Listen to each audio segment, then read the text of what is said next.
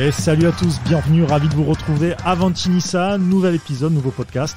Et on va faire un Nissa Manager. Ouais, on s'est mis un peu dans le délire un peu football manager.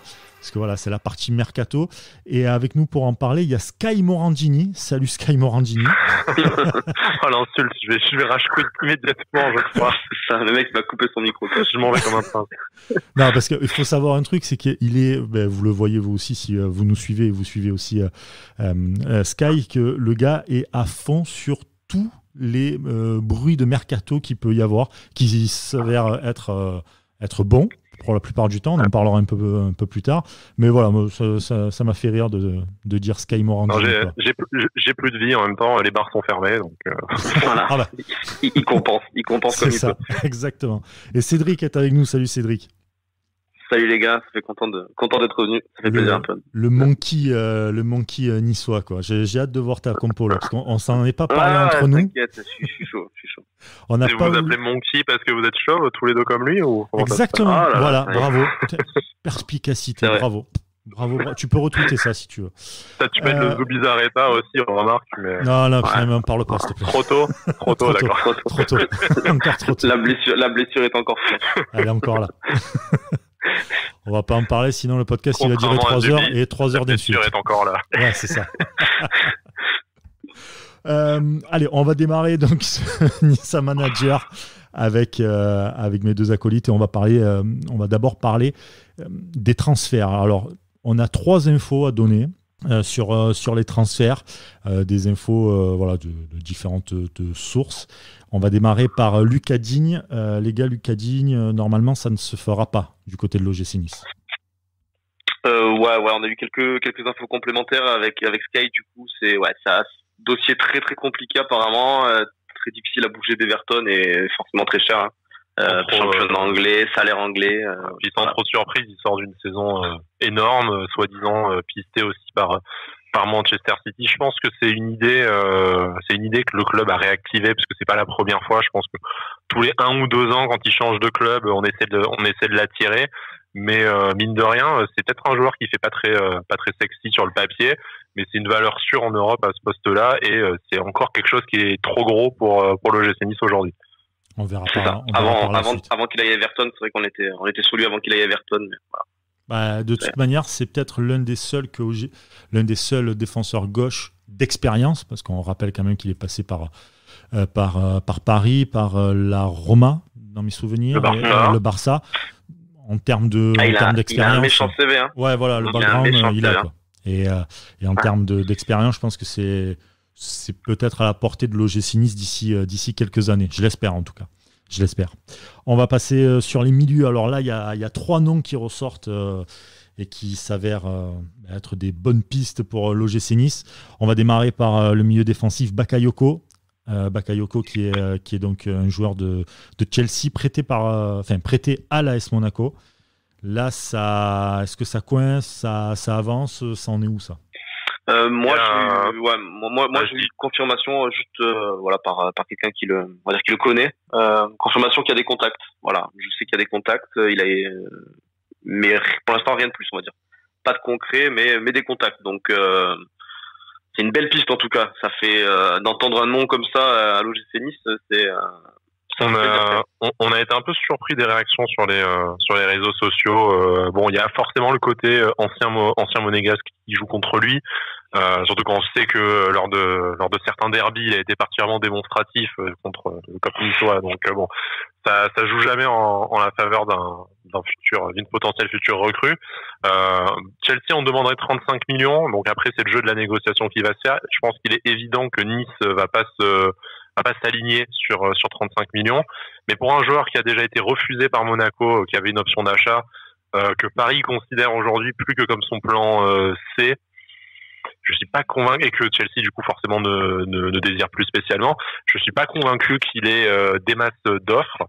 Et peut-être. Il y a l'euro, hein. Il doit avoir l'euro en ligne de mire malgré tout, donc il a besoin de jouer s'il veut espérer quelque chose. Il sait que chez nous, il va jouer entre la probable Coupe d'Europe et le championnat. Il y a des chances qu'il joue ses 40 matchs et qu'il puisse se montrer.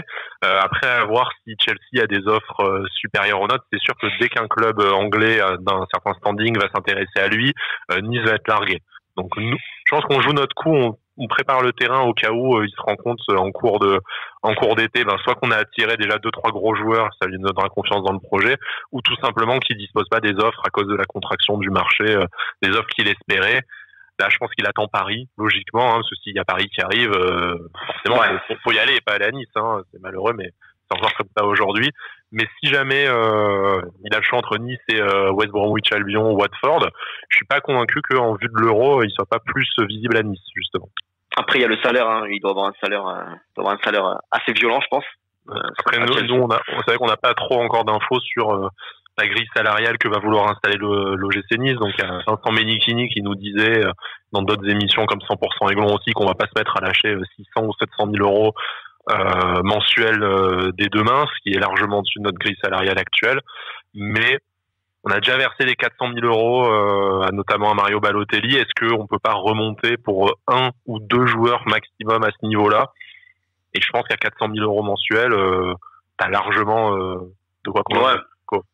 Je pense aussi. Pour Bakayoko, 400 000, je trouve que c'est extrêmement cher pour le niveau qu'il a. Ça, c'est mon point de vue. Moi, je disais, tu peux le convaincre. Je ne dis pas qu'il le mérite et qu'on doit les aligner. Mais tu rentres dans des zones où tu peux attirer des joueurs de première ligue. Ah oui, ça oui. Après, je pense, et on en parlera tout au long de l'émission, je pense que tu as des profils plus intéressants que tu vas payer moitié moins en salaire et en transfert.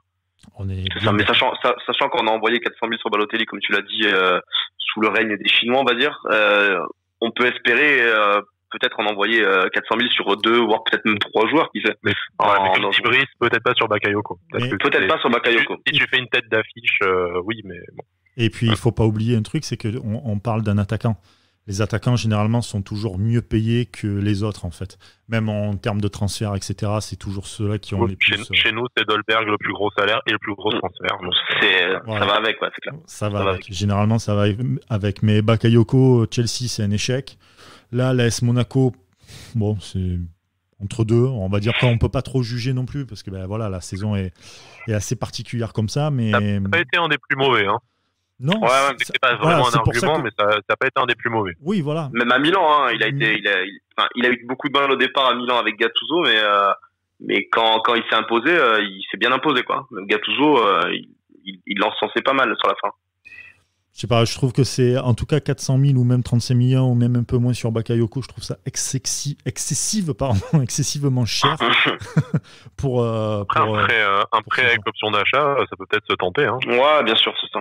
Ouais. Selon sa saison et si tu te qualifies en Ligue des Champions, t'es peut-être plus enclin à lâcher 25 millions sur lui qu'aujourd'hui. De toute façon, c'est que pour l'instant, il y a eu sûrement une petite prise de contact, mais il y a eu contact de 3 sources différentes, on nous l'a confirmé. Il y a eu contact. Après, c'est qu'on casse tout de suite un mythe. Des joueurs contactés à chaque mercato, je pense que t'en as 30 facilement.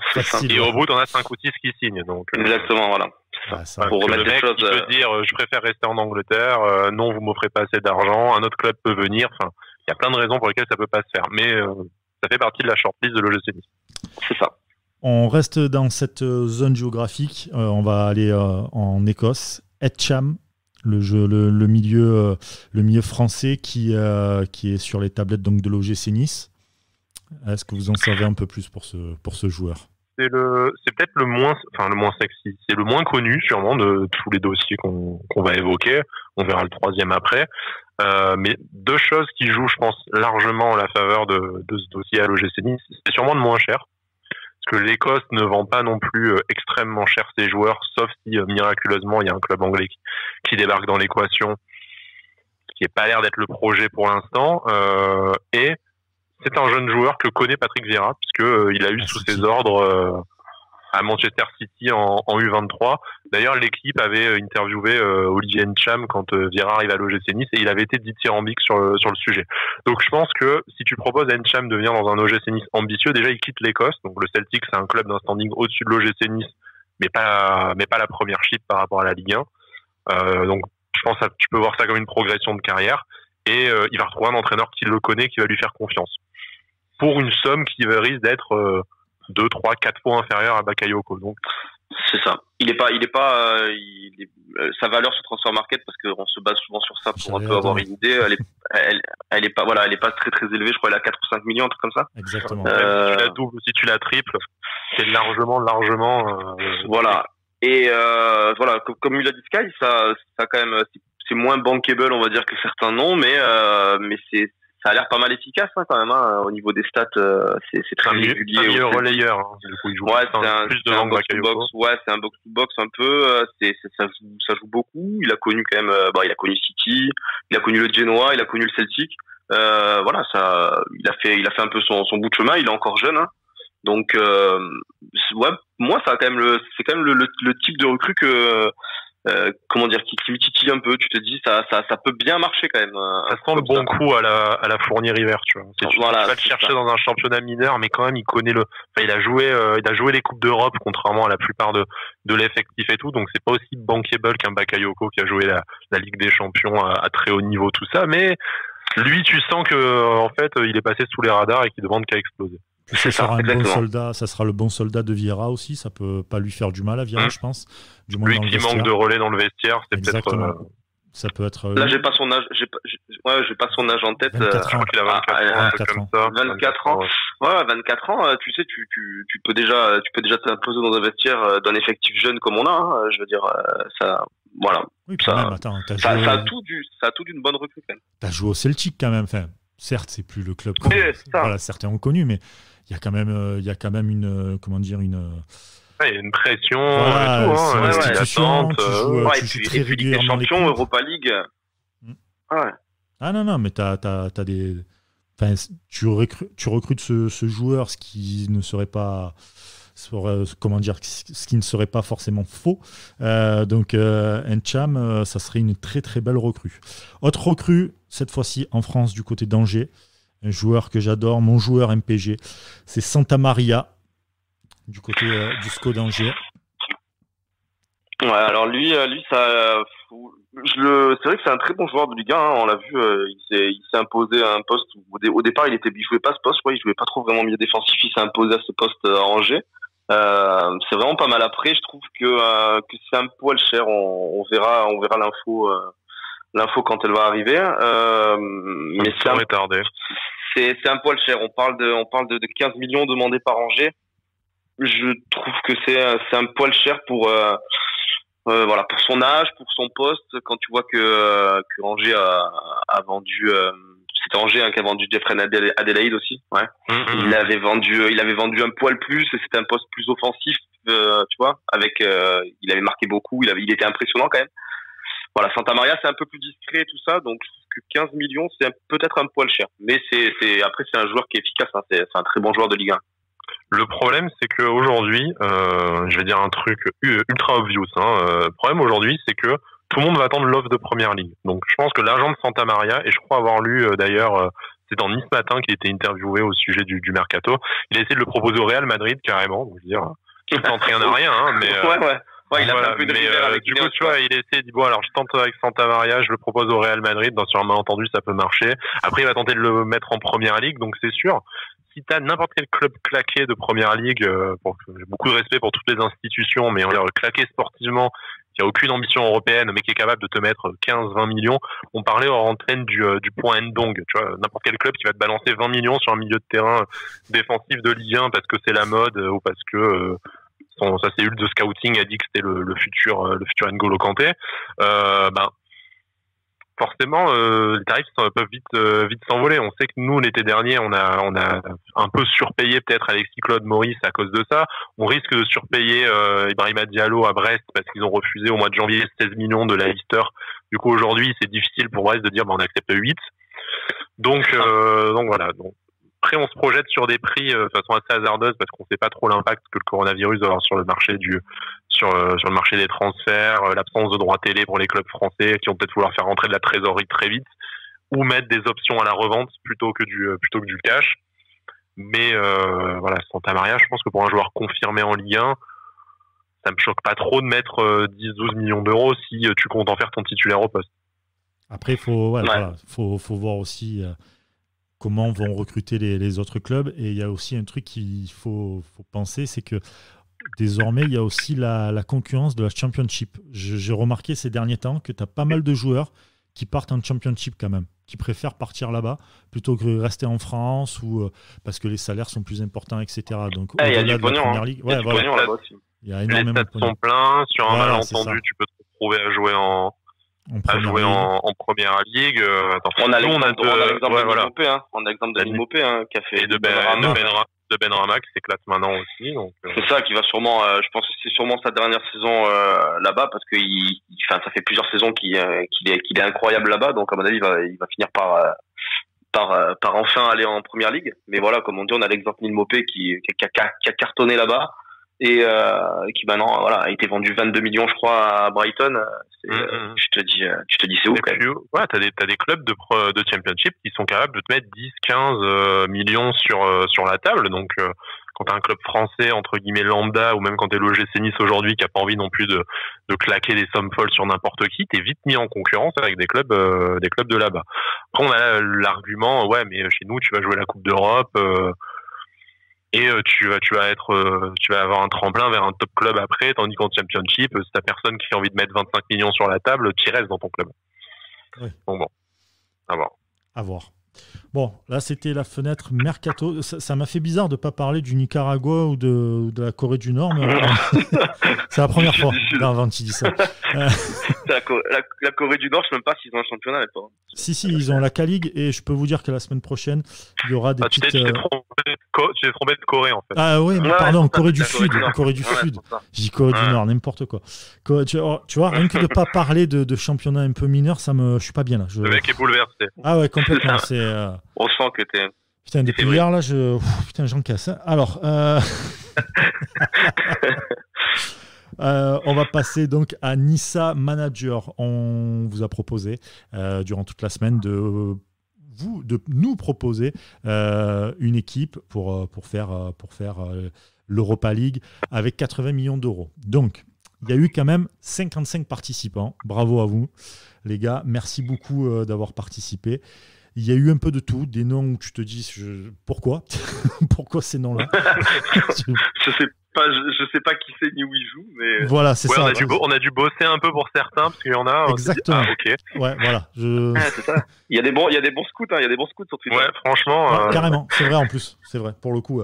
Un peu déçu aussi, pas du tout de joueurs du Nicaragua, alors qu'on est là pendant des semaines à suivre le Nicaragua pour vous, à vous faire partager ça. Et il y a rien. Très déçu, très déçu. Ouais. Et est-ce que tu es capable de citer un joueur du championnat du Nicaragua là de Walter Ferretti? Alors on enchaîne avec. J'en ai pas du tout. J'en ai pas un seul.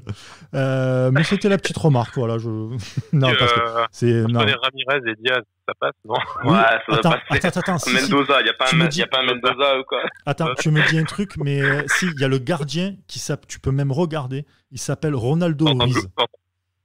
T'es en train de googler non, je te promets que non.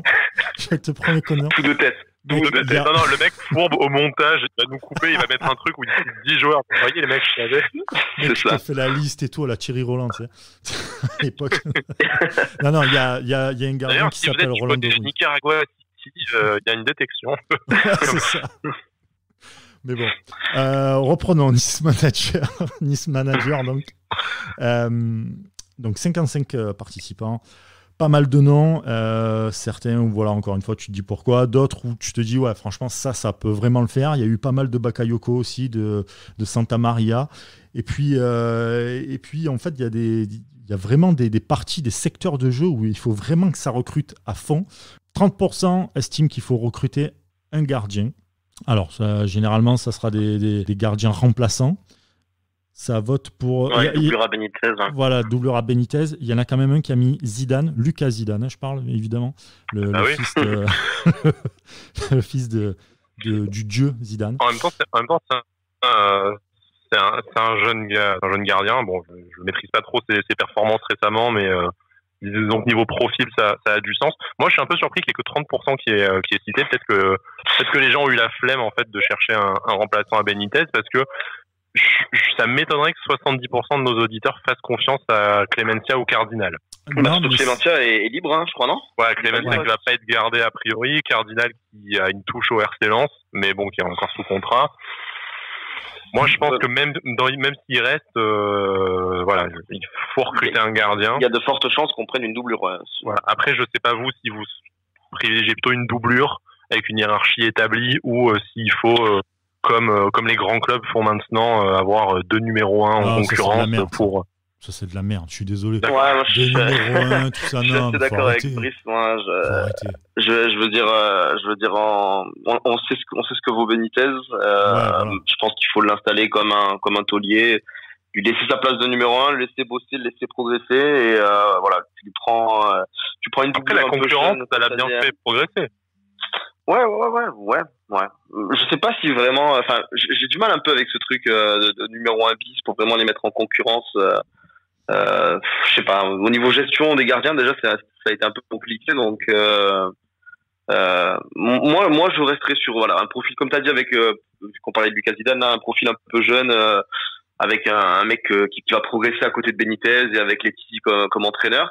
Et le remplacer à terme. Voilà, et le remplacer à terme si l'année prochaine il refait une énorme saison et qu'il a des offres et qu'il a des envies d'ailleurs, voilà, il aura eu 1 an pour se former et ce sera très bien. Je pense que c'est le profil qu'il faut.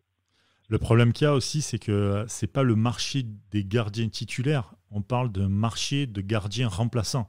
Donc déjà, les marchés de gardiens titulaires, c'est très compliqué, c'est le jeu des chaises musicales. Mais alors, des gardiens remplaçants, il faut que le mec accepte d'être numéro 2, de ne quasiment jamais jouer, numéro 2 ou même numéro 3, de ne quasiment jamais jouer, hormis quelques matchs en Coupe de France, des trucs comme ça, ou Coupe de la Ligue. Enfin, bon, là, elle n'existe plus, mais à l'époque, c'était ça. Donc, ça devient encore plus compliqué à gérer. Donc, peut-être que les 70% estiment que finalement, il y a de quoi avoir. Le Cardinal fera le taf. Ouais, voilà. Et puis derrière, le troisième, s'il n'y a plus Clémentia, tu prends un jeune du centre de formation. Normalement, c'était Teddy Boulendi, du centre qui. Voilà. Donc tu peux faire comme ça. Donc, après, Cardi n'a pas été numéro 2 de la saison. J'ai du mal repasser numéro 2. Ouais. C'est bizarre. Moi, pour partir de ce que nos auditeurs ont dit, il y a quand même deux idées qui s'opposent, on va dire. Brice, je suis d'accord sur la difficulté du marché, qui est déjà compliqué pour les numéros 1. Ouais. Après, est-ce qu'il y a vraiment un marché de numéro 2 ou est-ce que tu n'arrives pas à convaincre de faire venir un numéro 1 d'un club inférieur à Nice ou d'un championnat inférieur? Moi, je vois les deux idées qui sont sorties le plus parmi nos auditeurs, c'est un mec comme Didion qui joue en Belgique, donc qui a un peu perdu sa place, mais qui a un potentiel numéro 1 dans la plupart des clubs qui peuvent s'intéresser à lui, mais qui va se dire je vais venir en Ligue 1, si ça se passe bien, je peux peut-être prendre la succession de Benitez dans un club qui joue l'Europe qu'il connaît lui aussi en étant passé par les top clubs en Belgique. Ou moi c'est la solution que je préfère personnellement, tu prends un gardien expérimenté puisque tu manques de trentenaires dans ton vestiaire et tu vas chercher un Régis Gürtner qui est que le gardien d'Amiens, avec tout le respect que j'ai pour Amiens, même qui va sûrement descendre en plus, qui va descendre. Donc tu vas récupérer un gardien qui surperforme par rapport à la qualité de son club, qui est je vais pas dire une des références de Ligue 1, mais qui est un gardien qui est souvent cité comme un bon gardien de Ligue 1, que tu peux récupérer, je pense, pour un petit 1 million d'euros, voire moins, quelque chose comme ça, et qui viendra sûrement à la nage à Nice. Je crois qu'il a 33 ans. Tu lui fais un contrat correct, genre 2-3 ans pour finir sa carrière. Lui, il se dit sur un malentendu, je vais peut-être jouer des matchs de Coupe d'Europe ou jouer des matchs importants dans une équipe avec des joueurs bien meilleurs qu'à Amiens.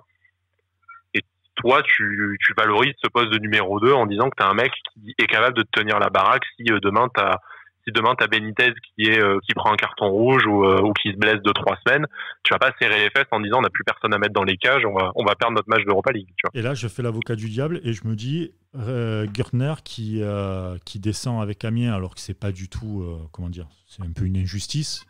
On peut dire ça comme ça parce que Amiens, autant Toulouse méritait de descendre. Parce que les mecs étaient là. Oui, il y avait match encore. Il y avait encore des matchs et tout. Est-ce que le mec il va pas se dire j'ai encore un truc à jouer avec Amiens qui m'ont donné la chance, etc. Donc être numéro 2 à Nice, je suis désolé, mais non, tu vois, ça peut être ça aussi. C'est pour ça que c'est compliqué en fait. Après, je suis pas dans la tête de Gertner, donc je peux pas te dire. Non, mais bien sûr. Non, mais moi, je pense que du point de vue de Nice, c'est un profil qui peut être intéressant. Ah oui. Tu lui vends un truc sympa, quoi. Tu lui vends un truc sympa bien sûr. Ça, tu peux gardien, voilà, qui a 33 ans, c'est clair.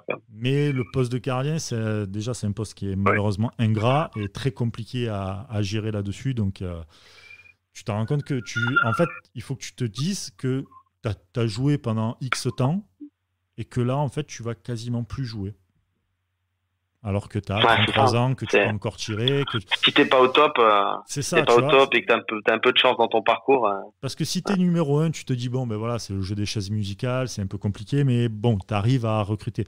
C'est ça, c'est la complexité du numéro 2, en fait, pour moi, je trouve. C'est vraiment essayer, tu vois, même si moi, pareil, dans mon compo, on en viendra tout à l'heure, j'ai mis Gertner parce que effectivement, il te faut de l'expérience dans cet effectif-là, etc. Mais c'est compliqué de leur faire admettre que ben voilà, tu joueras plus, quoi. Même nous, alors à notre niveau, on a tous envie de jouer. Imagine-toi eux, tu vois. Oui, bien sûr.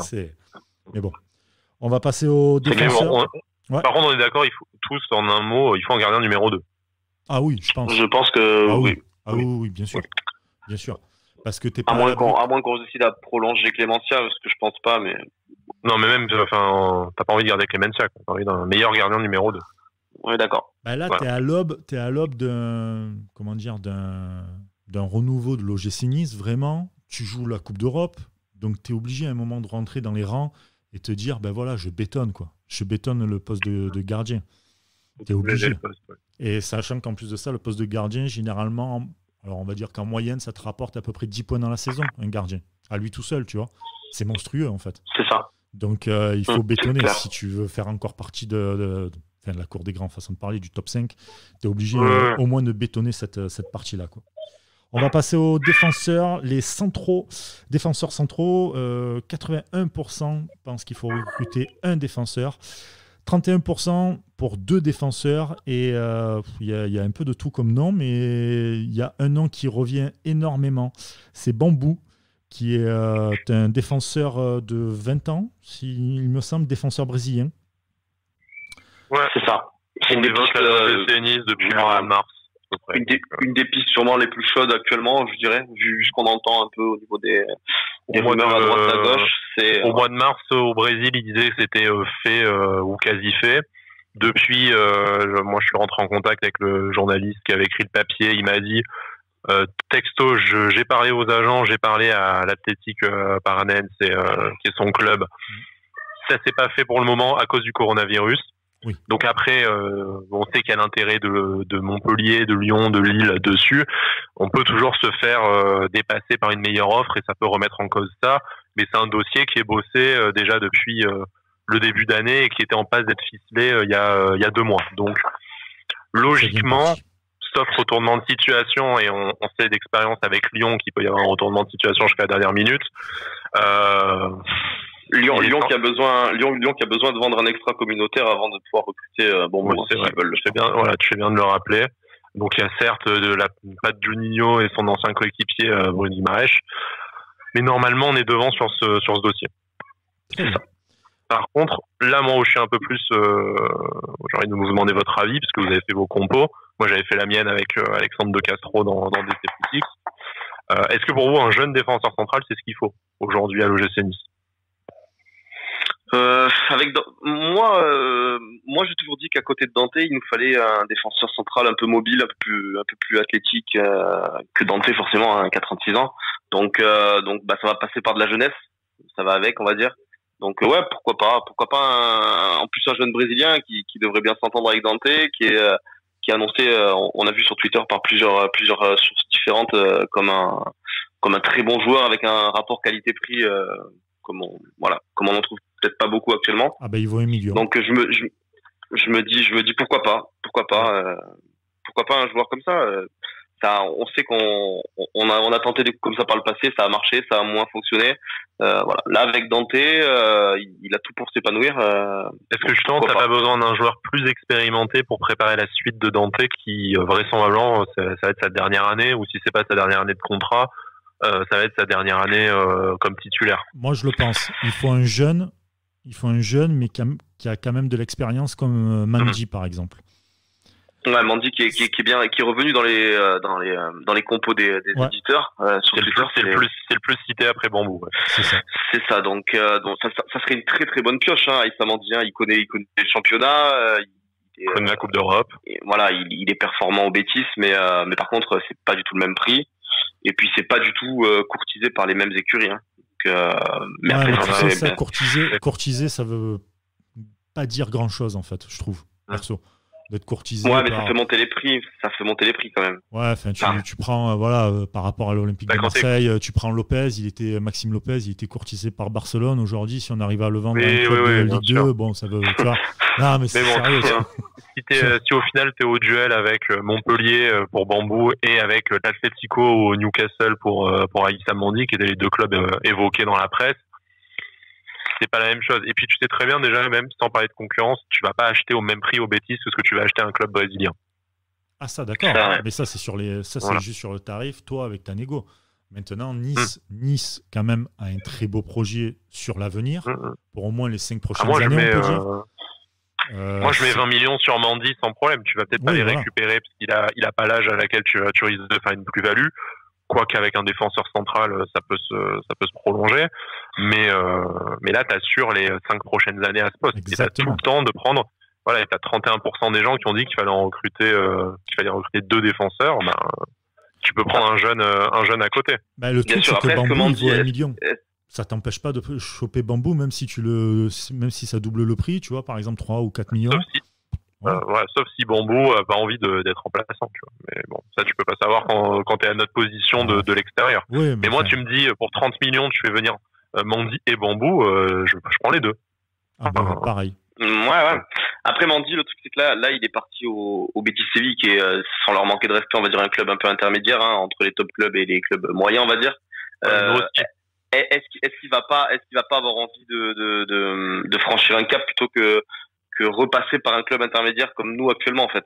Si t'as Newcastle et son nouveau projet ou l'Atlético qui lui propose un contrat, Nice a aucune chance, ça c'est sûr. Voilà. Maintenant, si t'as aucun club qui lui propose quelque chose et que tu lui proposes un contrat de 5 ans, qui lui permet de voir sur la fin de sa carrière par exemple un peu aussi, et tu lui dis si dans 2 ans tu nous qualifies en Ligue des Champions, tu seras exposé, et si l'Atlético revient à ce moment-là, chez nous, c'est plus 2 ans maintenant, comme a dit Julien Fournier, c'est la règle des 100 matchs. Tu vois, tu joues 100 matchs avec nous, et puis tu peux t'en aller après. Tu peux t'en aller, on te vend 50 millions, il n'y a pas de souci, quoi. Ou nous, on sera pas gourmand si on rentre dans nos frais, c'est des arrangements, tu vois. Vous pensez réellement que Newcastle peut être vraiment une grosse concurrence pour vous?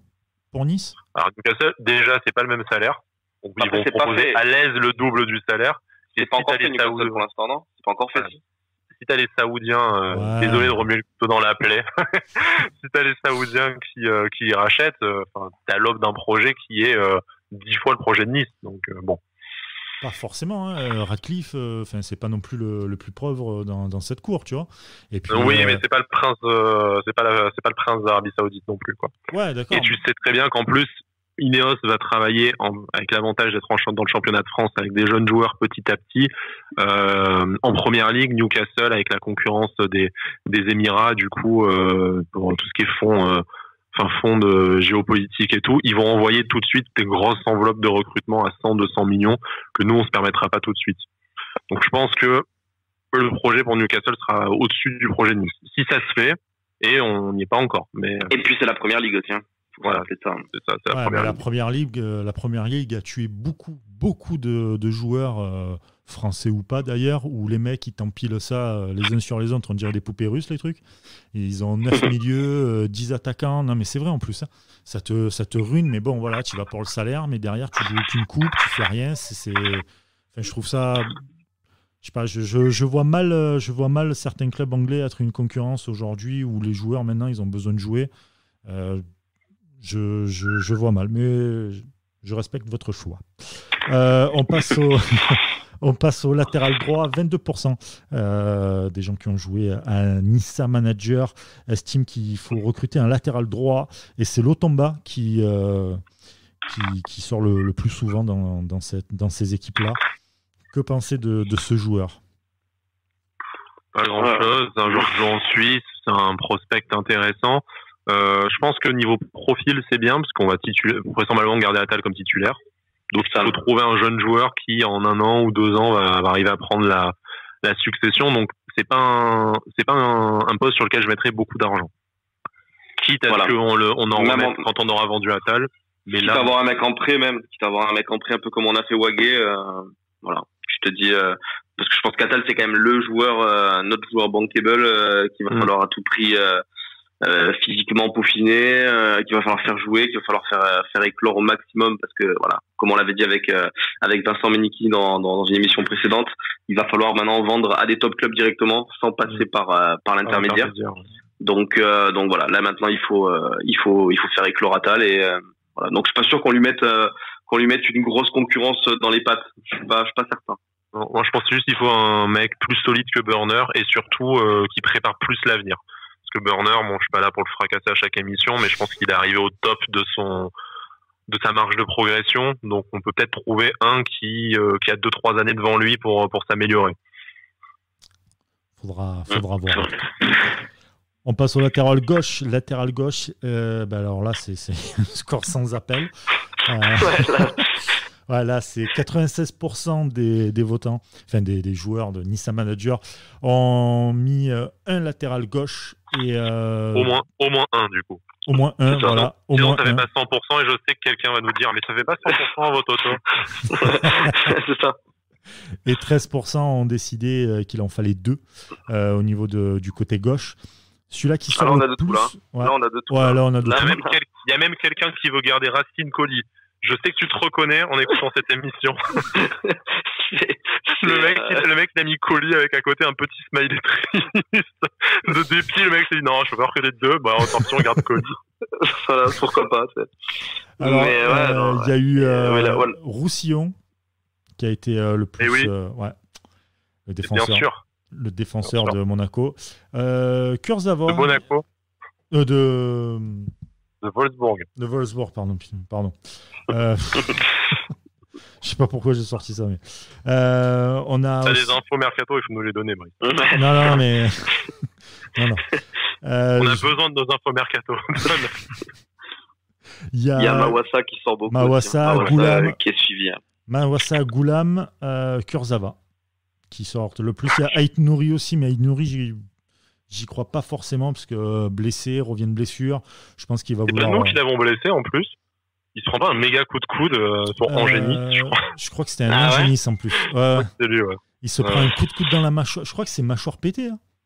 Ouais, je sais plus lequel. J'avais regardé la dernière fois, mais c'est un de nos joueurs qui lui défonce la mâchoire. Mâchoire pétée, donc je suis pas sûr qu'il partira de Angers, ou du moins Angers ne voudra pas le vendre aussi bas, parce que c'est quand même un bel espoir. Mais en tout cas, pour Roussillon ou alors pour Mawassa, je me dirais avec Rennes, qui vont jouer la Ligue des Champions. Ouais, il y a United sur lui. Oui, voilà, en plus. Donc Mawassa, on le suit depuis plusieurs saisons. On a failli l'avoir au moment où il est prêté à Nîmes, c'est ça? Ouais. Voilà, là depuis il est revenu à Rennes, il a éclaté. Rennes fait une méchante saison, donc ça paraît très compliqué de le déloger de là-bas, quoi. Au Roussillon, c'est très cher, c'est au moins 15 millions, je pense. Par contre, moi, je pense que sur le poste de latéral gauche, il faut arrêter les conneries. Depuis le départ de Dalbert, on fait n'importe quoi à ce poste, on empile des mecs, on fait jouer des mecs dont c'est pas le poste et tout. On n'a pas mis des sommes folles, mais bon, voilà, on a acheté plein de mecs qui savent pas jouer à ce poste-là. Donc Nsoki, je suis pas persuadé qu'il a un avenir à ce poste-là. Je le vois peut-être plus axe gauche dans une défense à 4 ou à 5. Ça a réparti en partie à cause de ça. Colli va peut-être revenir ou pas, on sait pas. Donc bon, maintenant, je pense qu'il faut arrêter. Il faut prendre un taulier au poste et tant pis si on met du pognon. Mais on peut pas se permettre d'errer encore 2-3 ans à attendre que miraculeusement on ait un titulaire en puissance. Non, mais là, c'est clair qu'il faut, voilà, on l'a dit, répéter, il faut arrêter de tâtonner à ce poste. Il faut prendre un vrai latéral gauche qui a pas d'interrogation dessus au niveau des blessures, au niveau sportif. Il te faut un mec qui arrive, qui te stabilise cette défense, qui stabilise enfin ce poste. Et voilà, quitte à mettre du pognon et à pas regarder le côté plus-value, récupérer de l'argent dessus. Moi, je citais Roussillon, sur lequel, effectivement, je crois qu'il a 27 ans de mémoire. Tu vas avoir du mal à faire une plus-value si tu lâches déjà 15 ou 18 millions pour lui. T'as des coûts un peu moins chers, mais peut-être un peu plus risqués. Hein. Enfin, Ouzi Goulam, tu vois, qui est un peu plus vieux. Qui avait une blessure aussi. Qui a pas eu pas mal de blessures ces dernières saisons, même si le profil est intéressant. T'as la grosse cote Kurzawa parce qu'il est libre. Mais Kurzawa, c'est pareil, il a des touches. Enfin, quand je vois les touches sur Kurzawa, ça reste que des rumeurs et sûrement un peu des rumeurs d'agents ou quoi. Mais je sais pas, j'ai du mal à le voir. Bon, déjà, au niveau mentalité, déjà t'as pas envie de le voir. Enfin, je vomis si Kurzawa il vient, quoi. Je crois que je préfère revoir d'Albert, hein, que. Vous verrez ma compo plus tard, hein, mais moi d'Albert, moi je signe de suite pour qu'il revienne. Hein. De suite. C'est abusé.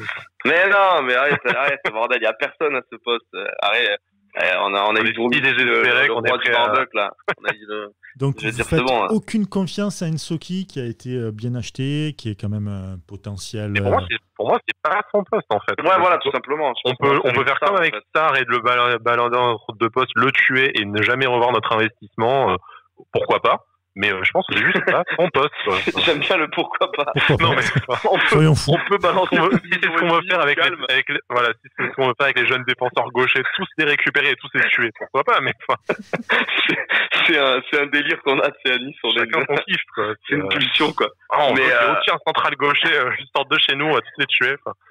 Voilà, prenons un vrai spécialiste du poste. Et j'ai même envie de dire, tant pis si on met moins d'argent. Moi, Mandy, ça serait un super kiff, mais tant pis si on met moins d'argent en défense centrale. Et par contre, le poste de latéral gauche, c'est la priorité numéro 1, quoi. Si tu te rates là-dessus, encore une fois, c'est catastrophique. Ah ouais, non, tu peux pas te rater. Là, ça fait trop d'années consécutives où on se loupe à ce poste. On peut pas réitérer ça une année de plus, surtout une année comme on l'annonce avec la crise financière, sanitaire qu'on a connue. Il y a des coups à faire, des très beaux coups à faire, et Nice a moyen de sortir gagnant de ça, malgré ce qui s'est passé. Donc là c'est impossible de se louper à ce poste, quoi. T'as Junior Firpo qui est pas mal du Barça, qui est pas mal cité, donc vu nos bonnes relations avec le Barça, un prêt avec option d'achat ou pas. Enfin, franchement, des solutions il y en a. Et après, il y a Tagliafico aussi qui a été cité par un de nos auditeurs, mais oui, trop je pense. Mais des idées t'en as.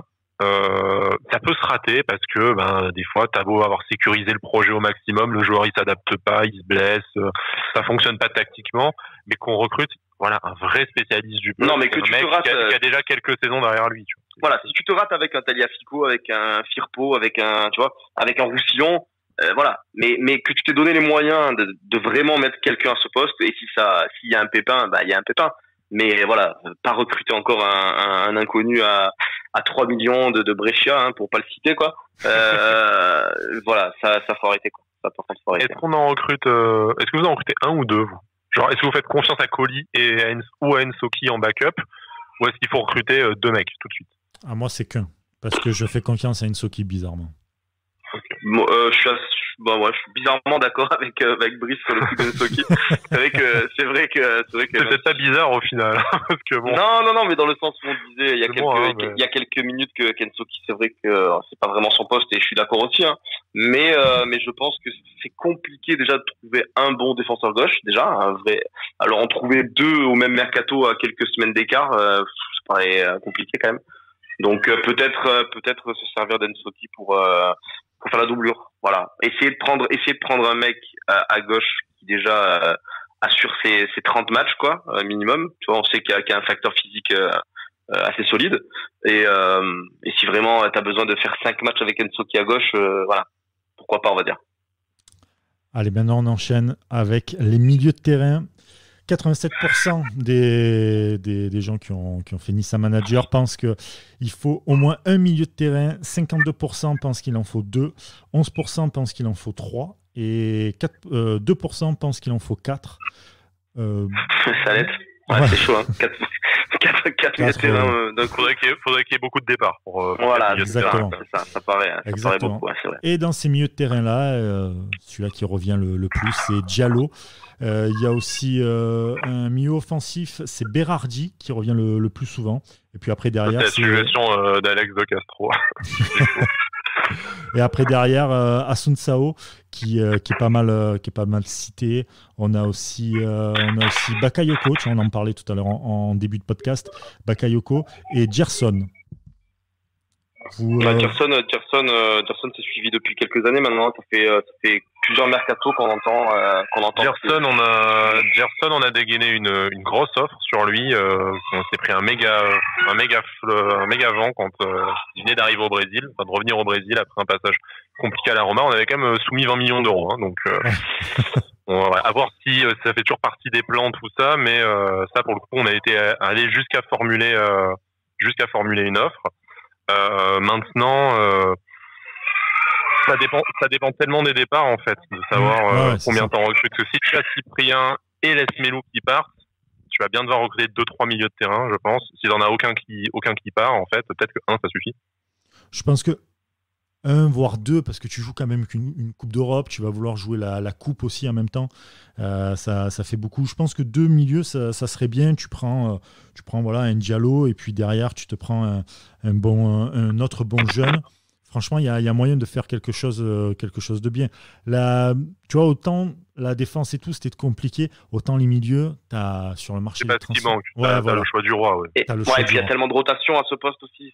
Il y a de la rotation. Il y a entre les suspensions, les cartons jaunes, les suspensions, l'enchaînement des matchs, tout ça.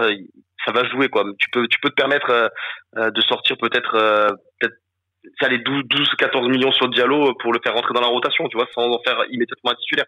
Exactement.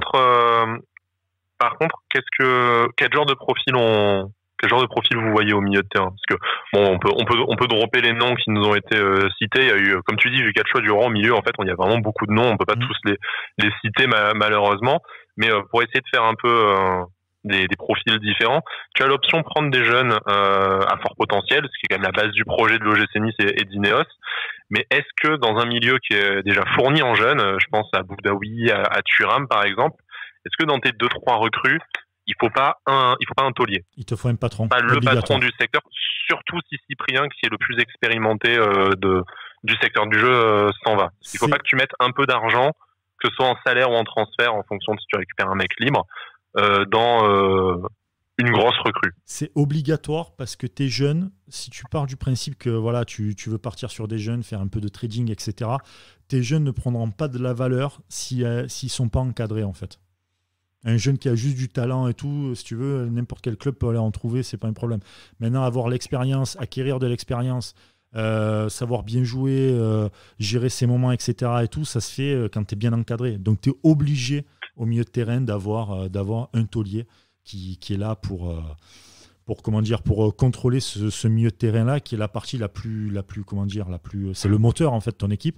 Donc, tu es obligé d'avoir des mecs... Ouais, puis nous, cette saison, on a vite vu que dans des moments difficiles, il manquait un mec pour mettre le pied sur le pont et qu'on arrête de prendre l'eau par tous les orifices, si je peux me permettre. Mais parce que, voilà, on parle beaucoup de Diallo, de Asuncao, qui sont des joueurs sur lesquels Nice va formuler des offres dans les prochains jours. Donc après, leurs clubs respectifs en demandent 15 millions chacun. Donc tu rajoutes 15 millions pour Santa Maria, 15 millions pour d'autres.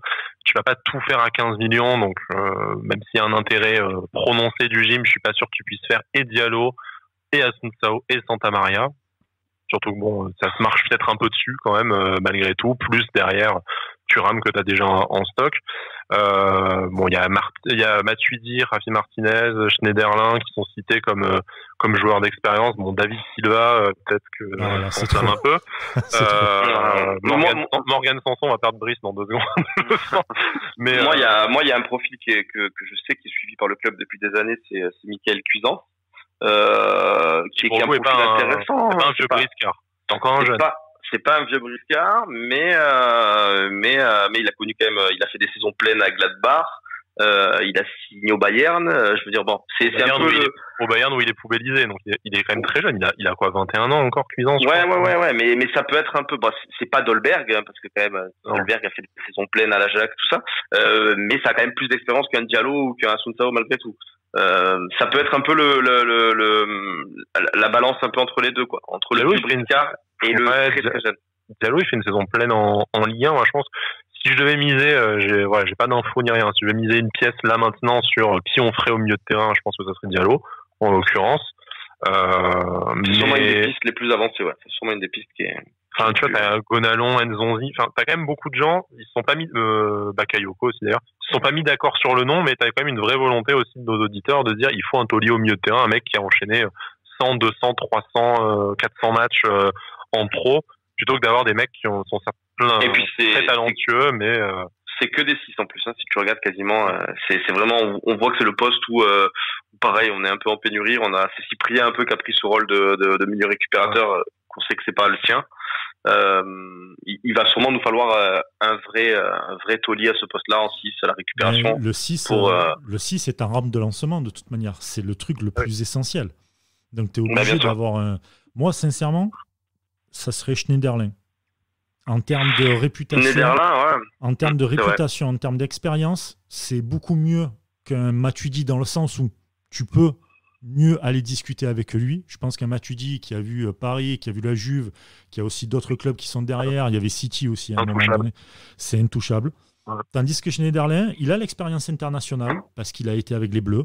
Il a une grosse expérience parce qu'il est passé par Manchester United, c'est la première ligue, Everton où il a fait une quinzaine de matchs, toutes compétitions confondues. Ouais, là, il est sur la phase descendante à Everton, donc contrairement à Lucas Digne qui est un des tauliers de l'équipe, je pense que Schneiderlin, Everton, ils seront ouverts à la discussion. C'est ça. Lui, je sais pas.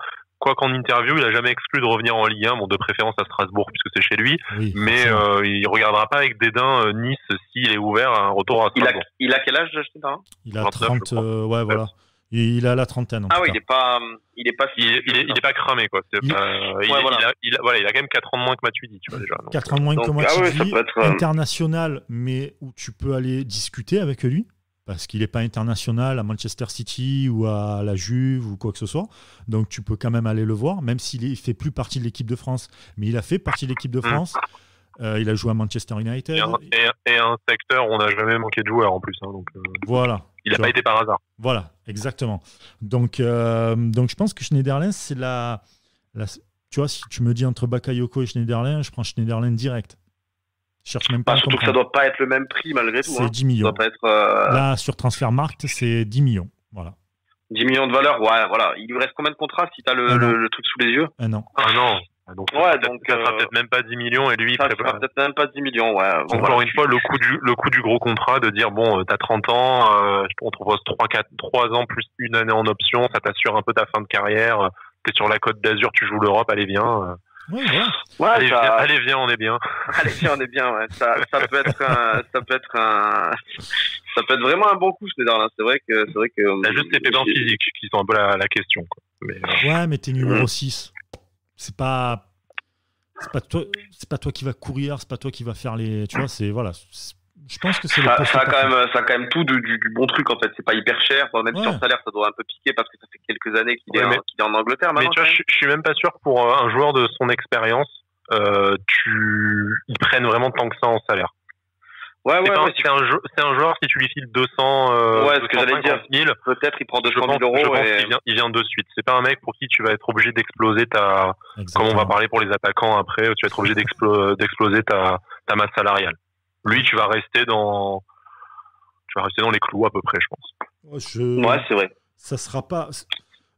En tout cas, dans tout ce qu'on a pu, voir des milieux, en termes d'expérience, c'est le seul qui va dans la catégorie Nice.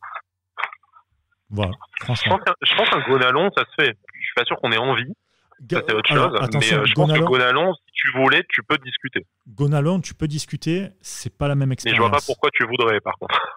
il est plus vieux déjà. Ouais, non, puis il a connu d'ailleurs, il y a un mec d'expérience, il a quand même connu la Ligue des Champions et tout, donc. Je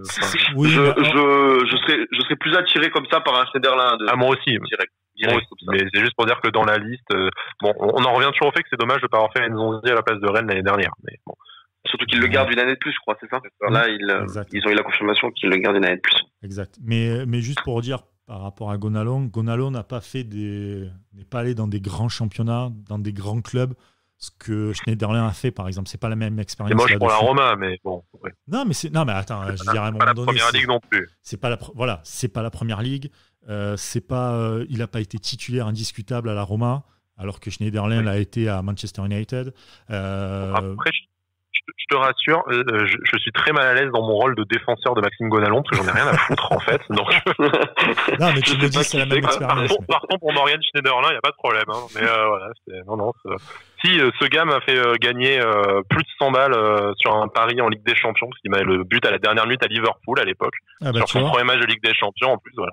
Donc il m'a fait passer une cote à 6, je crois. Donc merci Maxime, mais et voilà. Non, mais en plus Schneiderlin, c'est un profil un peu, je suis en train de regarder là, 1m86, tout ça, c'est vraiment un profil un peu qu'on a vraiment besoin au milieu. Hein. Je me sors les mensurations de Schneiderlin. Je suis mal à l'aise dans cette. Non, mais tu vois, c'est vrai qu'on a. Enfin, ça fait un peu. Il va faire un peu. Il ferait du bien au milieu, quoi. Il y a aucun doute là-dessus. Totalement. On va parler donc maintenant des milieux offensifs. Les milieux offensifs, 94% des joueurs pensent qu'il faut qu'il y ait au moins un milieu offensif et 56% pensent qu'il en faut 2. Perso, je trouve que 2, c'est un peu trop pour le schéma de l'OGC Nice, surtout avec Patrick Vieira. Bon, après, à voir. C'est surtout en fait un milieu offensif un peu ailier droit, le rôle d'Ounas en fait. Il faut remplacer Ounas, donc 1, c'est sûr, déjà. Voilà. Moi, je serais même tenté de dire 2 si tu récupères un bon coup. Je mettrais pas de l'argent sur 2, tu vois, mais genre un Chouillard de Dijon, tout ça peut être pas mal. Parce que t'es un peu à poil sur les côtés. T'as toujours le même problème avec Niziane qui est censé prendre un poste, mais qu'on a du mal à le voir s'installer même dans le groupe des 18. C'est cruel à dire, hein, mais je pense que peut-être qu'un prêt lui serait plus profitable que de cirer le banc chez nous. Attention, tu vas jouer 3 coupes. Prête pas trop non plus. Non, mais... ouais, c'est ça. C'est pour ça que j'ai dit que c'est peut-être un peu trop d'en avoir 2, parce qu'à un moment donné, tu as quand même des joueurs, tu as une base de joueurs, tu dois jouer 3 coupes, sachant que la Coupe d'Europe, ça demande énormément d'efforts et que tu vas jouer tous les 3 jours, quasiment. Et justement, je pense que tu en as besoin de 2, parce qu'aujourd'hui, tu as Claude Maurice, qui est le titulaire indiscutable à gauche ou dans l'axe si tu joues en 4-2-3-1. Ouais. À droite, tu n'as personne. Et tu as potentiellement la Miziane qui est candidat au poste, tu as Ganago, mais qui fait à la fois doublure à gauche et doublure devant. Et après, t'as le retour de près d'Issane Sako, mais bon là, on commence c'est de la nécrophilie à ce point-là, quoi. Donc, ouais, non mais justement, je peux pas croire qu'Issane Sako rentre dans la rotation. Non, voilà. Donc, vu que tu vas avoir besoin d'une rotation et surtout à ces postes qui sont physiquement peut-être plus exigeants que numéro 6, comme tu le disais tout à l'heure, je pense qu'il te faut au moins 4 joueurs devant pour 3 postes. Et là, t'en as 2,5. Donc, je pense que ouais, 2 recrues pour moi, c'est un minimum. Ouais, voilà, il te faut un titulaire, déjà il te faut obligatoirement le remplaçant d'Ounas. C'est ça. Et après, voilà, soit un mec polyvalent devant, hein, qui va jouer à tous les postes. Voilà, qui peut faire un peu le couteau suisse devant. Ouais, soit 2 joueurs, quoi. Mais un couteau suisse, ça serait pas mal, un mec un peu polyvalent, ça serait bien. Ça serait bien. Un petit Germain, par exemple? Après, Germain, c'est dans les attaquants. Tu auras la bonne surprise de voir après que les Niçois ont gardé un bon souvenir de Germain.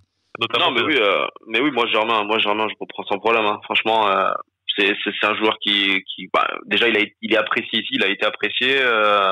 Il est intelligent dans le jeu de ça, donc non, moi je le reprends sans problème Germain en doublure. Après, voilà. Le mec trahit tout le monde, mais il est apprécié partout. Incroyable. C'est incroyable. C'est le gendre idéal. Et le Bafé Gomis.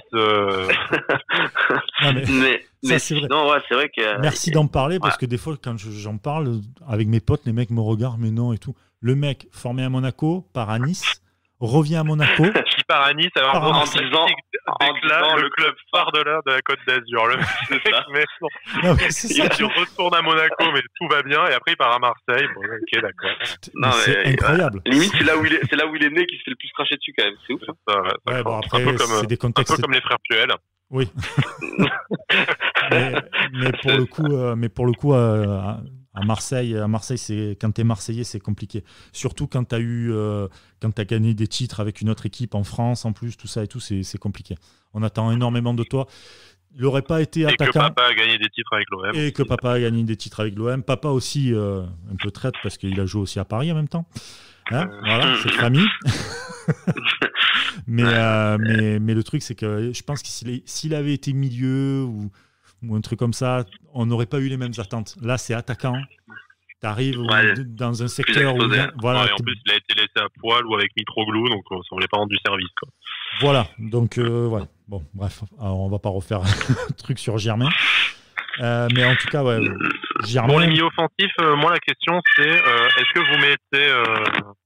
vous mettez beaucoup d'argent sur le titulaire pour remplacer Ounas?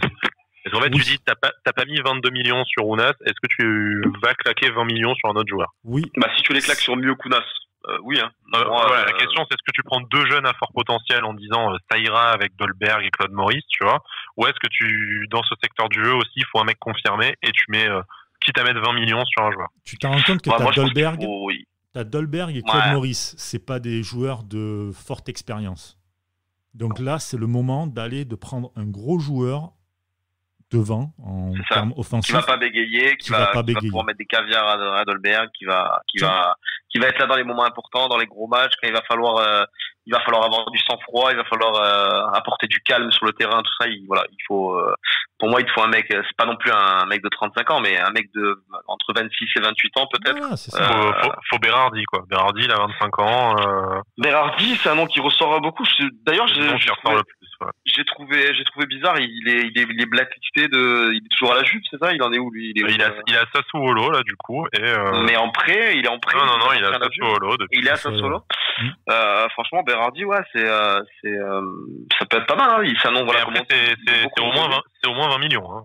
Pour le coup, là, c'est un mec sur qui tu mets ton argent de poche, quoi. Moi, je vous dis rien, mais j'ai un joueur. Est-ce que sur le papier, c'est pas meilleur quand même que Ounas, quand on parlait d'Ounas tout à l'heure, mais. Moi, je pense.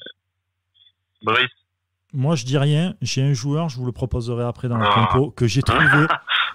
Il ose pas. Non, j'ose pas. C'est franchement, si en plus de ça, imaginons si River nous écoute et qu'il se dit putain, mais. Imaginons.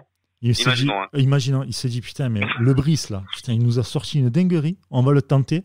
Bah écoute, je serais très fier.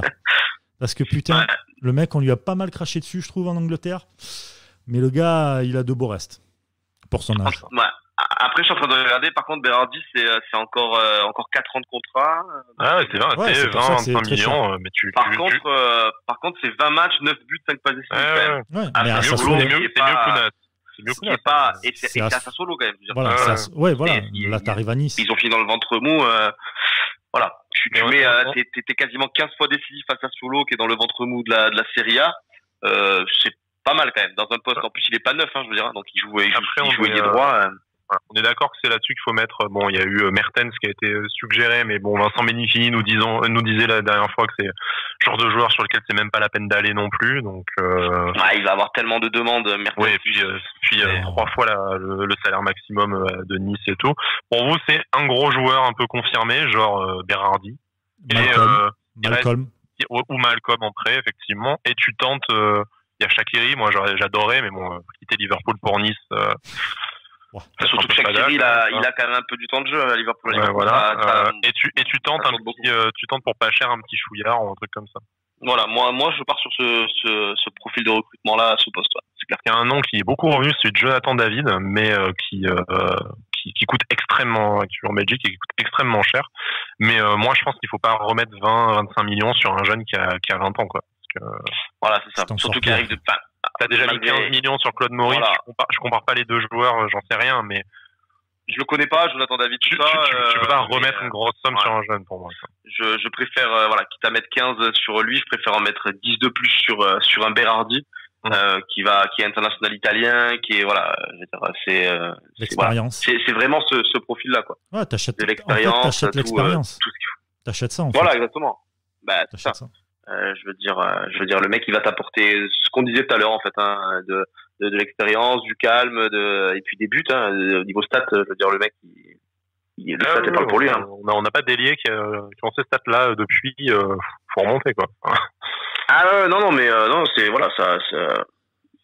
ça joue à la Juve, c'est international italien, ça joue à la Juve, pardon. Ça fait une grosse saison à Sassuolo. C'est le moment de le prendre et c'est sûrement le moment aussi financier de le prendre, on va dire. Parce que, je veux pas t'affoler, Cédric. Ça fait 4 ans qu'il est parti de la Juve, quand même. Le temps passe vite, hein. Putain, je vieillis depuis, je vieillis. Non, mais voilà, c'est peut-être le moment parce que il fait une belle saison à Sassuolo. Il va peut-être partir, on sait pas.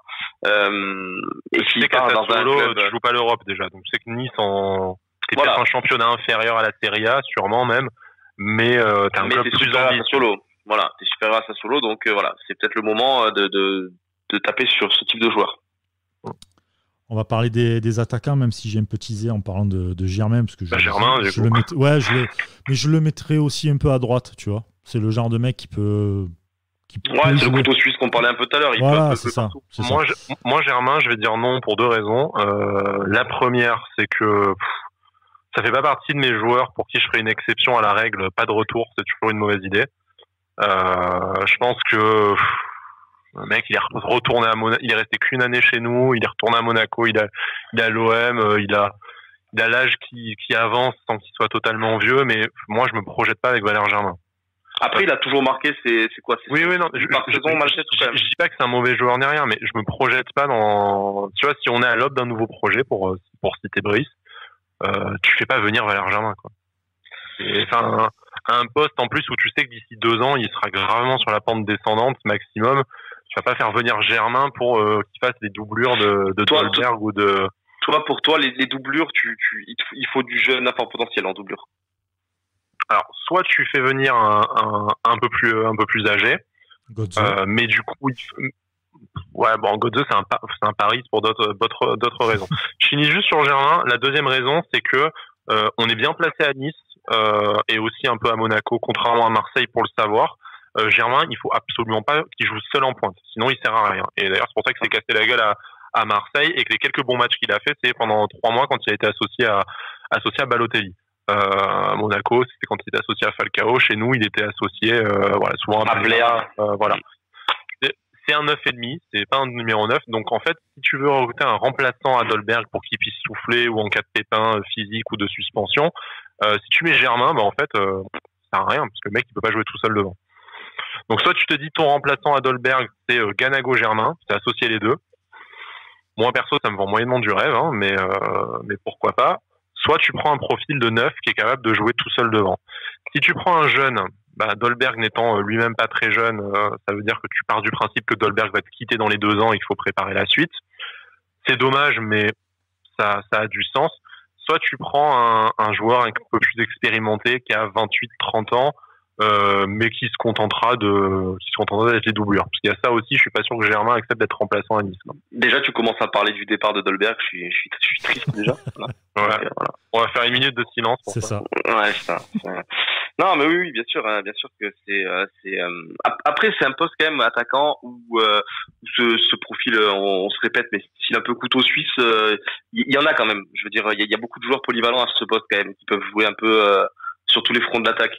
Donc il y a moyen d'avoir de trouver quelqu'un de pas mal quand même pour épauler. Par exemple, pour citer ce qui a été dit, un mec comme Grbić, c'est anti-sexy. Voilà.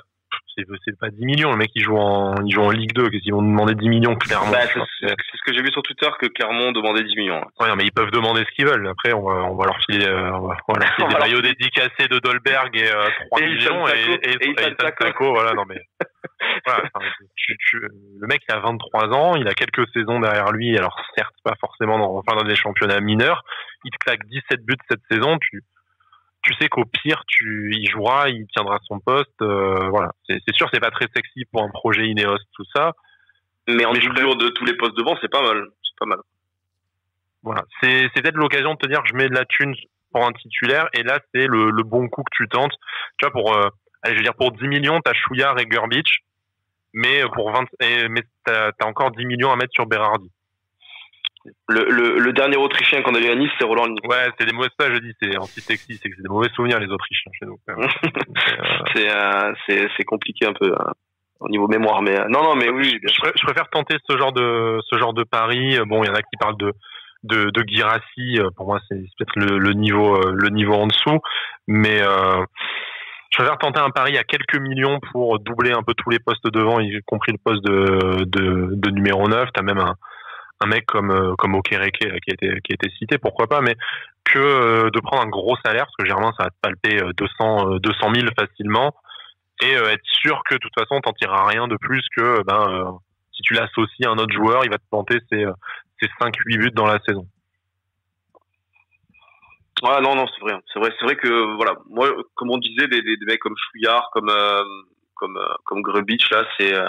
Après, on parle de ce qu'on a sous les yeux en France, mais tu vas au Portugal, tu vas dans les pays de l'Est, t'as sûrement une dizaine de pistes qui sont peut-être des meilleurs rapports qualité-prix. Après, on n'est pas recruteur, c'est pas notre boulot, mais voilà, en termes de profil. En fait, c'est comme les milieux. En fait, il y a énormément, les énormément milieux offensifs voilà. Et tout. Laisse tomber. Mais donc les attaquants. Après voilà, le problème des attaquants, c'est que tu sais très vite si tu as un bon attaquant avec toi ou pas. Donc après, poste un peu ingrat ça aussi, le poste d'attaquant. Donc faudra. Si t'es pas efficace niveau statistique, c'est voilà. Sinon, quitte à faire revenir un trentenaire, faire revenir en France le grand Cheikh Diabaté, mais. Putain. Ouais, après ça va être tellement un super mec que dans les vestiaires. Le mec, t'as envie de lui faire des câlins, quoi, tellement adorable. Ça va être un super mec, hein, c'est sûr. Et après, tu joues une Coupe d'Europe, quoi. Ouais, non, mais c'est une blague. J'ai pas envie de lancer un débat Cheikh Diabaté. Déjà, le débat Godalon, j'ai eu du mal à l'assumer, là, c'est vraiment une blague. Non, mais du coup, vu que ça me fait penser à Bordeaux, du coup, un mec comme Depréville, par exemple, là, ça. Non, je quitte cette émission sur le champ. On va couper, hein. On va couper. Pourquoi pas Gaëtan Laborde aussi tant qu'on y est, quoi. Et pourquoi pas Mitroglou. D'ailleurs, maintenant qu'on a fini, on attend ton 11, je sens. Ouais, c'est vrai. On a fait les. Ah oui, on attend le tien. On va pouvoir passer aux notes. Parce que il faut savoir, je vais prendre les auditeurs avec moi à partie. Il faut savoir que depuis quelques jours, on me chambre dans l'équipe en me disant ouais, tu vas nous mettre des Sertic et tout. Et c'est vrai, je vais le faire. et voilà. Je vais le faire. Bonne soirée. Allez, merci d'être passé, c'est cool. Mais non, en fait, j'ai pas tellement déconné que ça. Je voulais faire un truc un peu voilà. Je voulais faire une dinguerie. Une dinguerie et tout. Et puis d'un coup, je me suis pris vraiment au jeu où je dis non, vas-y, on va faire un bon truc et tout ça. Et mon équipe, je la trouve plutôt pas mal en tout cas. J'ai pas beaucoup hésité sur certains joueurs. Benitez. On la découvre en direct avec vous. Voilà, Benitez dans les cages avec Gertner qui vaut à peu près 1 million, donc il peut peut-être partir même pour moins cher en remplaçant de Benitez. Après côté gauche, moi je fais confiance quand même à Nsoki. J'ai envie de lui faire confiance. C'est la Coupe d'Europe, c'est là où il va devoir montrer que. Il va falloir donc tu l'installes à ce poste comme titulaire du coup. Oui, je pense. Ouais. Non mais franchement, il faut prendre. Non, il faut quand même prendre un risque. Tu le mets devant. C'est qui fait chaud d'un coup là. Ça y est là, il s'est transformé. Dante, Aïssa Mendy et à droite Attal avec un joueur que j'apprécie beaucoup du côté droit, mais bon malheureusement il est dans une équipe gérée aussi par des Américains totalement claqués. C'est les Girondins, c'est Sabali. Sabali il vaut 8 millions. Et je pense que, tu vois, quand Attal est blessé, ce qui a été le cas, à droite, c'est n'importe quoi. Et je pense qu'il faut vraiment bétonner ce couloir droit. Et Sabali, à l'expérience de la Ligue 1, a un peu d'expérience de l'Europa League. Avec Bordeaux, ça reste... voilà, mais c'est quand même une bonne expérience. Et à 8 millions, je pense qu'avec les Américains qui vont vouloir vendre, c'est peut-être aussi. À 800 000 euros, tu le chopes à Bordeaux tellement ils sont dans la merde, non? c'est ça. Ça et de tickets resto. Tu leur proposes des ballons et c'est bon. Tenez, allez. Des chasubles pour reprendre en Régional 3. Des chasubles Kipsta et c'est bon. Après, milieu défensif, ça serait Schneiderlin. J'en ai parlé parce qu'il faut un patron. Et il y a très certainement un coup à faire parce que c'est l'un des meilleurs tacleurs de la Ligue 1 et pourtant lui aussi. Sertic, je me casse. Non, Sertic, ça sera dans les trucs genre voilà vous. Pour les attaquants. Voilà, c'est ça. Non. Évidemment qu'il y aura Sertic, je vais vous le placer à un moment donné, mais dans les côté milieu défensif, il y a aussi Sankaré du Toulouse FC. C'est le meilleur tacleur de la Ligue 1. Il est jeune, il a 21 ans. Et je le trouve très très bon. Alors il vaut 10 millions là, mais comme le club tombe en Ligue 2, je pense qu'il y a moyen de bien négocier. Et je pense que c'est des clubs où tu peux quand même aller chercher quelques petits talents qui demain où tu pourras faire une belle petite culbute sur ces joueurs-là. Donc Sankaré du Toulouse FC, Lesmelou et Boudaoui évidemment. Et en secours, tu peux prendre Encham, on en a parlé. Ouais. Et alors, j'avais pensé à un moment donné vite fait à Gonalon, et puis je me suis dit non, là, faut arrêter. Oh, tu peux pas trop loin. Faut arrêter les conneries. Mais j'ai quand même voulu le mettre juste pour vous faire chier, les gars. Mais sinon, il y a un joueur qui est en fin de contrat, qui joue au Milan AC. Il est italien, il a l'expérience parce que c'est le Milan AC. C'est Bonaventura. Ouais, c'est vrai. Ça, c'est un bon joueur. C'est pas le joueur, c'est un bon joueur. Il a l'expérience. Tu peux le prendre. Il est en fin de contrat. Son agent, c'est Mino Raiola. Tu vois. Attends, donc, une connaissance. Voilà, une connaissance. Mais c'est pour ça, j'essaie de faire l'équipe. Chose de Julien Fournier. J'essaie de faire l'équipe par rapport à plusieurs paramètres. Et ça en fait partie. Donc, Bonaventura, expérience. C'est le jeu aussi quand même à l'italienne, ça va apporter un peu de mordant aussi, ce qui manque énormément dans ce milieu-là à Nice. Donc ça peut apporter pas mal Bonaventura. Et ensuite, côté gauche, Claude Maurice, et il y a Tello du Betis. Ouais, Christian Tello, un ancien du Barça. Là. Voilà, un ancien de la Masia, qui est, je pense qu'il pourra faire... cité par l'un de nos auditeurs. Oui. Exactement, ça m'a bien fait plaisir ça, parce que je trouve qu'il est plutôt bon. Tu n'es pas seul dans ce monde. C'est ça, exactement. Malcolm à droite avec Germain. Malcolm, c'est quand même 30 millions d'euros, mais ça se passe très mal au Zénith. Donc ça se passait déjà très mal au Barça. Il part au Zénith, ça se passe mal. Je pense que si tu proposes... Il se blesse en plus. En plus, il y a eu des cris racistes, je crois, ou des insultes racistes. Oui, il y a eu des banderoles même et tout. Voilà. Je pense qu'une porte de sortie à Nice, il apprend, à mon avis. Je pense aussi. Peut-être pas à 30 millions. Par contre. Voilà, c'est ça. Peut-être pas à 30 millions. Mais il y a un coup à jouer, sachant que Malcolm, il connaît la Ligue 1. Voilà, c'est un très bon joueur. Il pourra faire le show à Nice. Et tant mieux. Devant, Dolberg. Et surtout, ça, je suis content. Sturridge. Daniel Sturridge. Ouais, mais c'est carbonisé ça. Ah, c'est carbonisé. Tu vois, j'en suis sûr. Je suis sûr qu'il est au barbecue de Jormizy, mais il est sur le barbecue. Non, les gars. Non. Non, je suis sûr et certain que non. Déjà, faut savoir, vous le savez, parce que voilà, on fait le truc sur Nice. Ça aime bien les trucs un peu revanchards, comme les Mario Balotelli et tout. Franchement, Sturridge. Il est en Turquie là, non? Il est pas en Turquie là? Non, il est plus en Turquie. Il a cassé son contrat. Le mec a 4 ans de retard, quoi. Jean-Michel en retard, Cédric. Non, mais je sais pas, il en est où, Sturridge? Le mec, il est pas à Burnley. Non, ça c'était à ses débuts, il y a 30 ans. Ah bon, d'accord. Tu vas me dire, Sky, que tu sais où joue Sturridge comme ça de tête, là, maintenant, là. Ouais, tout à fait. Et je connais.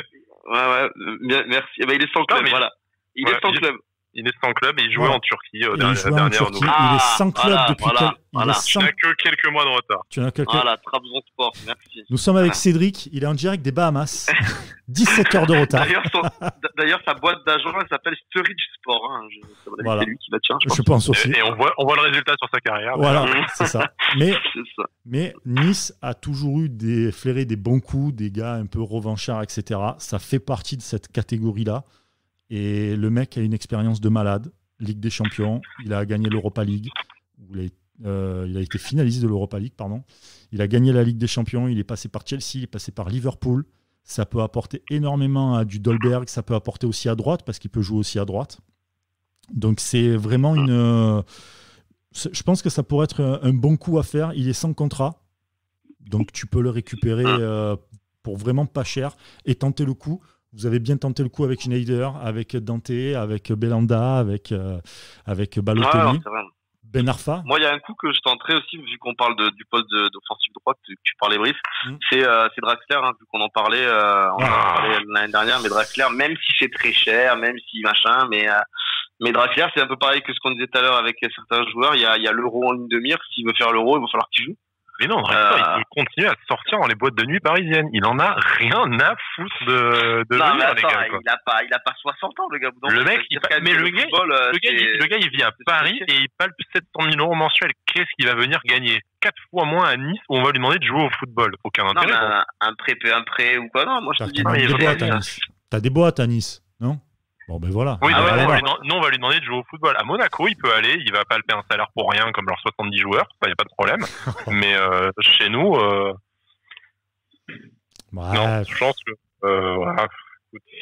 Non, moi, tu rappelais l'avait dit aussi, mais bon. Je l'ai mis dans mon petit truc quand même au cas où on sait jamais. Je me suis dit voilà. Quelle est ton équipe, Cédric? Vas-y. Ouais, bah du coup, Benitez dans les cages forcément. Hein. Moi, je pars sur ce qu'on a dit tout à l'heure, sur une défense centrale Dante Bambou, du coup, parce que je pense que ça peut être sympa ce mélange des deux Brésiliens, le vieux briscard avec le jeune à peaufiner. Après sur le côté gauche, même si ça fait plaisir à Sky, je reprends d'Albert, moi sans problème, vu la pénurie à ce poste, je le reprends 100 fois. Attal à droite, forcément. En milieu, Bakayoko, ça c'est quand même sympa sur le papier. Même si j'avais grâce aux auditeurs Schneiderlin, c'est pas mal aussi, pas mal du tout même. Donc ça pourrait être en concurrence dans ma compo. Lesmelou et Boudaoui, hein. Pour moi Boudaoui il mérite d'avoir une place de titulaire dans le 11. Donc vu ce qu'il a montré, vu le potentiel qu'il a. D'accord. Et après devant Claude Maurice Dolberg pour les deux places à gauche et dans l'axe, et à droite un Berardi qui sur le papier c'est pas mal du tout. Voilà, un Draxler comme j'ai dit, qui moi je tenterai le coup en prêt, ou pourquoi pas, hein, vu que Paris ils vont chercher à s'en débarrasser quand même malgré tout. J'ai fait un 11 on va dire normal, avec seulement 4 recrues si j'ai bien compté. Voilà, 4 recrues. Oui, on n'en a pas parlé de ça, mais on avait mis comme règle pour le Nissa Manager 8 recrues maximum. Les auditeurs nous en ont proposé 6 en moyenne. Est-ce que pour vous, ça... Bon, c'est vrai qu'on n'avait pas considéré les départs, mais en devinant qu'il y a quand même pas mal de joueurs qui vont partir, on sait notamment milieu de terrain, Boussamba, Cyprien, potentiellement Lesmelou. Est-ce que pour vous, 6 joueurs, ça suffit? Je parle pas juste du 11, moi je parle du groupe. Déjà, je pense que 4 titulaires, on est plus ou moins d'accord sur les 4 titulaires. Après, limite un mec par ligne sur le banc, ça serait pas mal, hein. Donc ça arrive à 6-7 joueurs, hein, au final, hein, de 6-7 recrues.